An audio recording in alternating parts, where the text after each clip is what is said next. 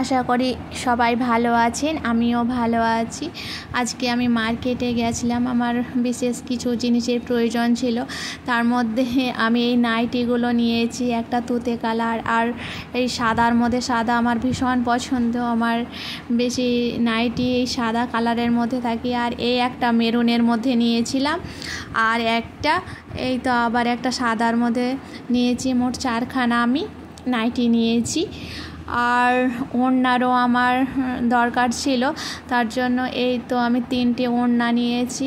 এই একটা সাদার মধ্যে তুতে কালার দেওয়া, আরেকটা এই তো সাদার মধ্যে কিছু লাইন করা আছে, আর এই একটা বাটিক প্রিন্টের ওপরে।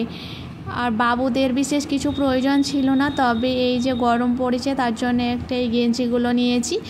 আর আগের দিনে মেয়ের জন্য একটা উপরে টপ নিয়েছিলাম, নিজের এইগুলো একটা প্রয়োজন ছিল তাই নিয়ে এসেছি। এই এতটুকুই আজকে আমি মার্কেট করেছি।